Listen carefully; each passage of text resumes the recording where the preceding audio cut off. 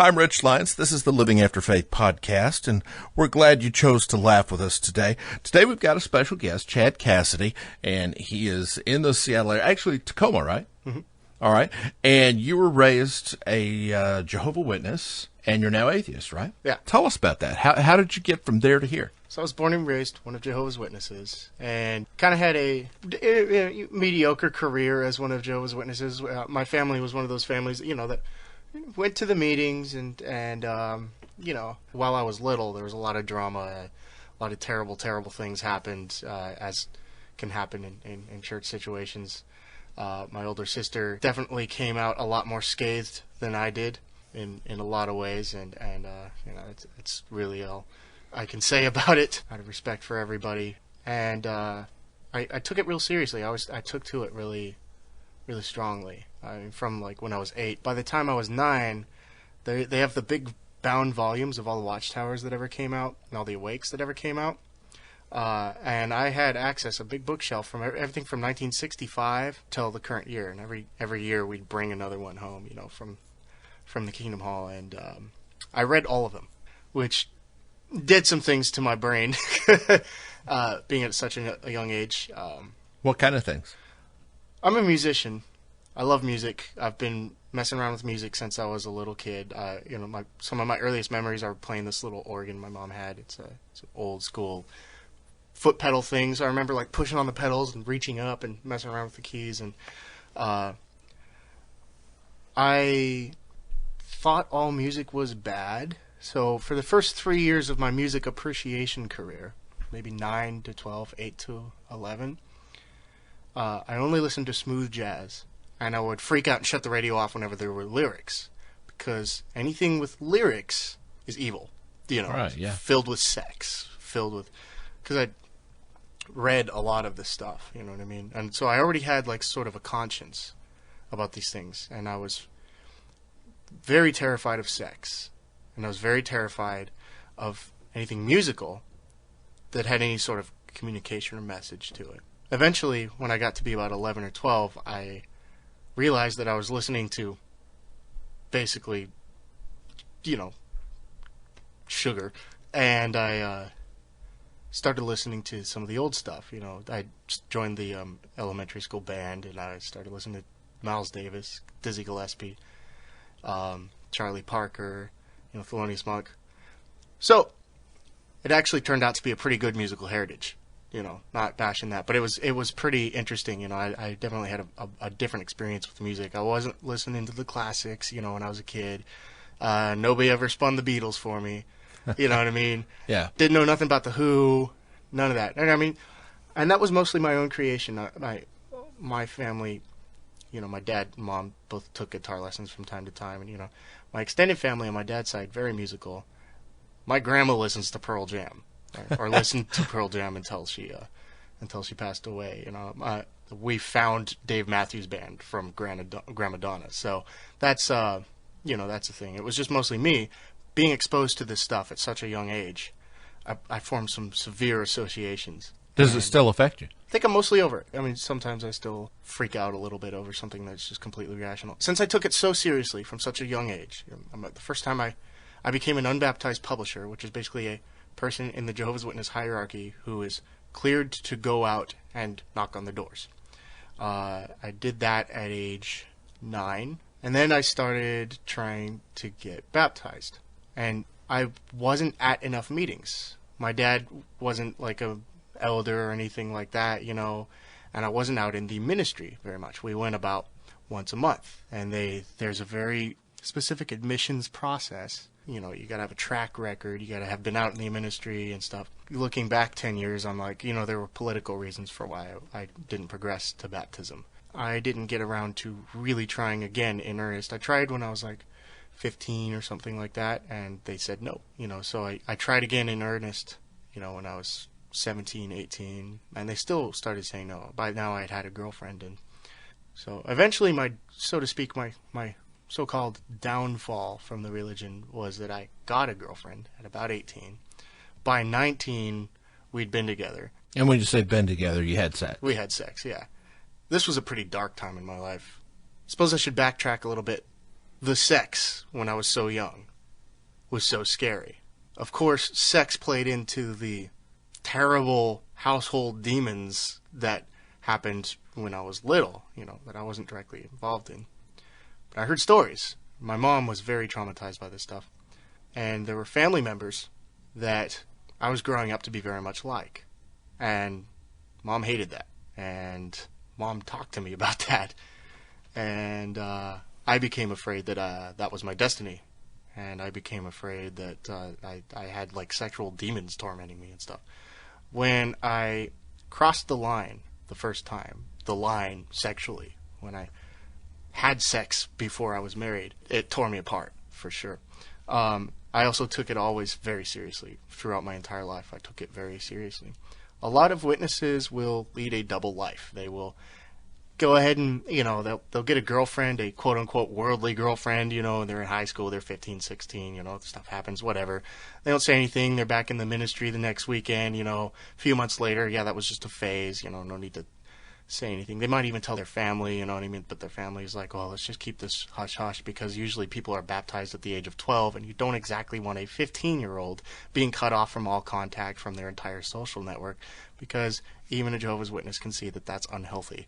Right. I averted all of that growing up, but when I finally got around to, having sex with somebody, it tore me apart, and I was brutally honest with everyone who was concerned, the elders, and that would be my undoing, basically. I was always honest with the elders, because they just kept coming down on me, and eventually, 2-3 years later, I was 20, 21, and I had just, had sex with somebody again. It would happen about every 9 months. I became so depressed that I became one of those former Jehovah's Witnesses who is still an apologetic for the religion, which, as a side point, most former Jehovah's Witnesses I know are still apologetics for the religion.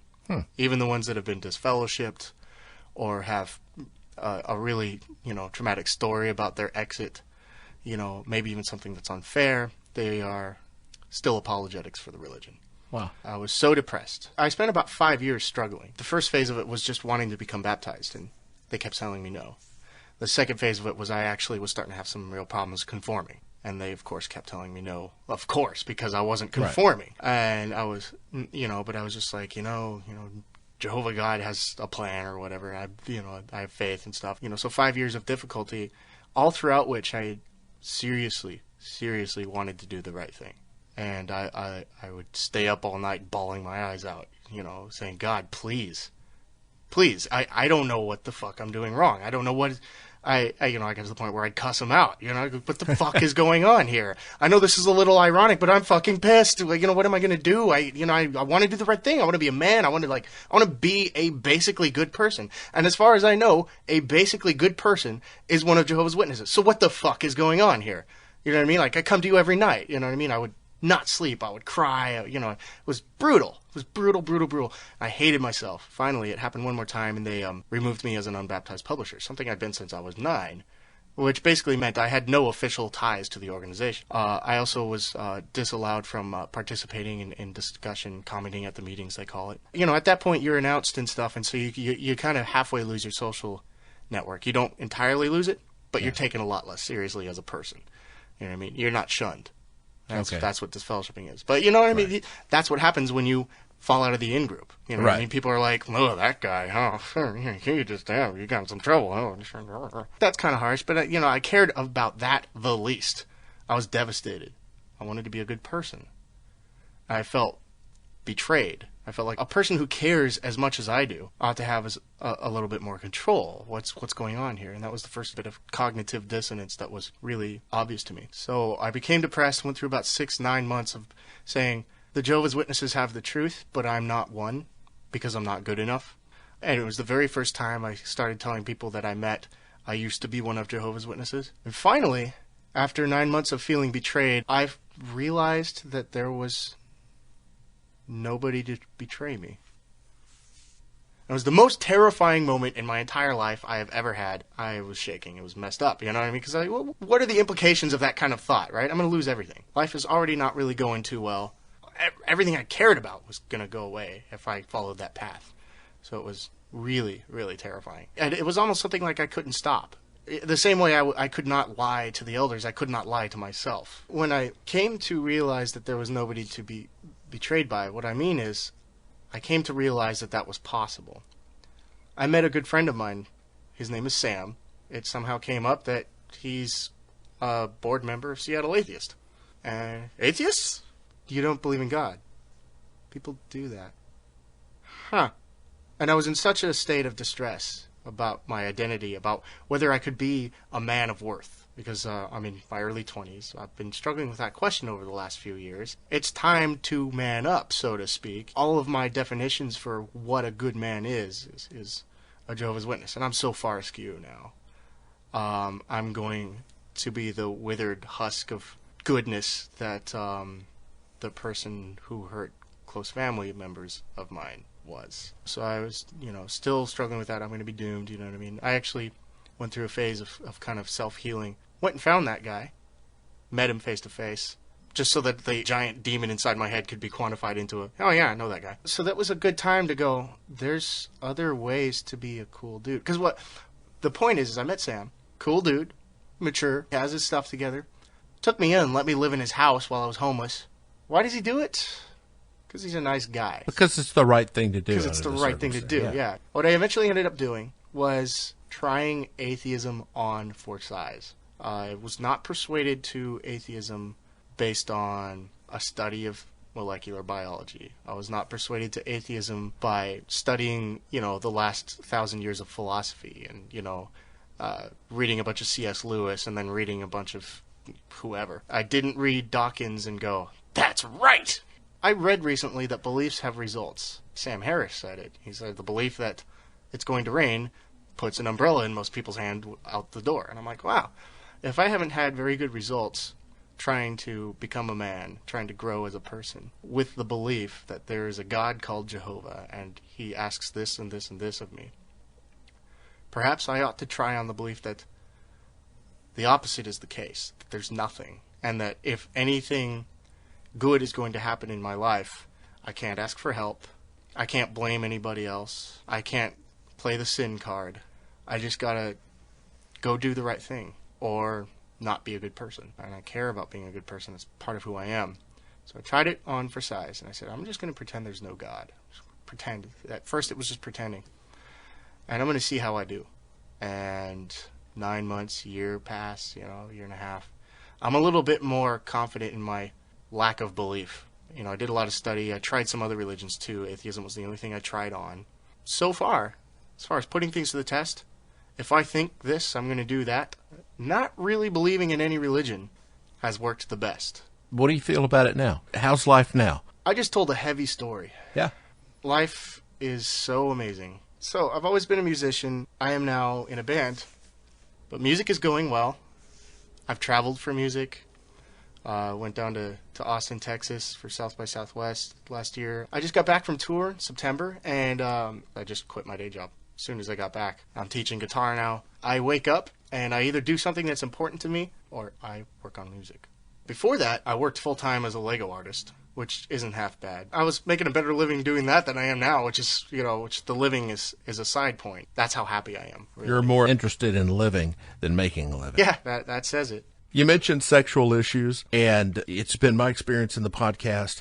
The first issue we did on sex produced a huge amount of incoming traffic from comments, from emails, from Facebook messages, just a huge influx of people. I had no idea what a chord that was going to strike in so many people who'd experienced the same thing, and wanted to know, would you go into a little detail of what the feelings were towards sex when you were in that situation, the negative, and what your feelings were and where you were with that? First of all, a sense of paralyzing guilt.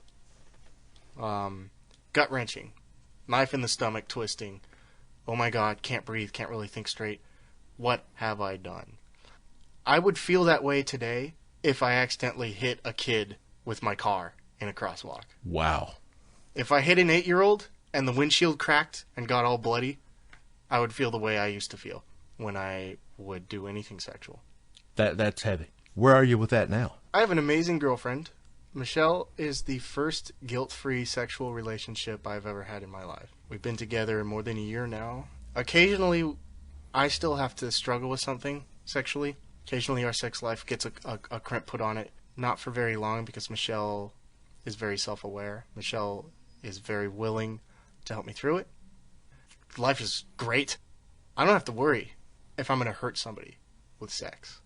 There might be a misunderstanding, but nobody gets hurt. I was raised knowing that sex destroys. Right. Sex destroys everything good.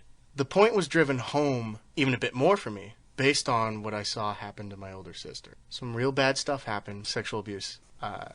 My mom was so traumatized by it. Like I mentioned earlier, she would always talk about it. She raised the kids in that very reactive way. She raised the younger kids, my little sister and I.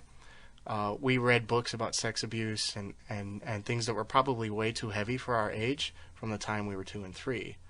She would sit the family down and read stuff about that, and stranger danger and stuff. But then she would tell stories about the relatives that were involved and say, don't ever be like that.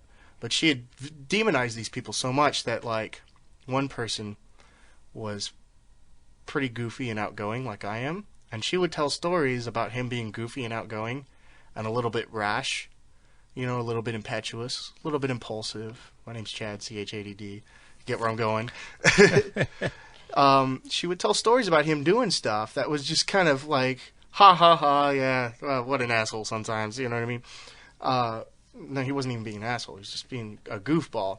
She would tell stories like that as bad anecdotes, as horrible things that this person did, because everything he did was horrible. So you see yourself as horrible. Yeah, from a very young age, I thought that I would become this person. It was in my genes. It was in my heritage. It was everything I was. I was a male. Mom also had a little bit of problems when we were all younger with the male half of the species. I feel like I got a little bit of that. You know what I mean? So there was some darkness there. So every time I felt horrible about anything sexual, piped on into that was the idea that someday I would go on to the lofty career of destroying children. Wow. I knew that would happen to me for years. Wow. I knew it. I didn't just think or suspect it. I knew that at some point I would have to fight that demon. A switch would be flipped inside of me, and I knew that I would lose. And I don't know how that neurosis or that phobia got wired into me, but it had a lot of connections. There were a lot of things going on. The early reading of the Watchtower with, religious material is very sex Sexual, negative. Yeah. Sex negativity is one thing, but sex negativity to an impressionable 9-year-old. That's abuse in and of itself. It truly is. That's heavy stuff. And speaking of that other kind of terrible thing that I had to do some work to eradicate, I work with kids. I bring Lego kids camps and birthday parties. I roll into people's homes, and never have I had a problem. As far as how terrifying that was and how close to home those experiences were when sex abuse happened in my home, and I was a male and things, all this stuff kind of went down. I've paid a lot of attention to my sexuality. When I dropped the issues and said, I'm going to pretend there's nothing, and I somehow had the inner strength to just go ahead and drop all that artificially. I would still feel real screwed up, and I got into some very unhealthy intermediate relationships. My guilt-free sex life didn't start until several years after I left. I got with 1 or 2 really, really emotionally abusive ones and manipulative ones, and ones that used sex as a way to actually, As a weapon. Yeah, as a weapon, yeah. And, that all went down, but they were all learning experiences because I was paying attention. Years of work. Of work. I'm glad you said that, and that's kind of where I want to wrap things up. I am so much and so pleased that I hear from so many people who are making the same journey you made, the same journey I made. There are thousands. I have no idea how many people are making the journey from abusive home, abusive religion, into a self-aware, self-understanding, self-supporting individual, not crying for the great spirit above to help, but realizing if I'm going to get help, it's because I'm going to help myself. Word. And they reach out to people who can help. But the point I want to make is it takes the work. But let me ask you, Chad, is it worth the work? Absolutely. No hesitation. It's all good. Yeah, life is good. Life That's is exactly very it. good. That's what we talk about, living after faith. Yeah. I'm Rich Lyons. Come laugh with me.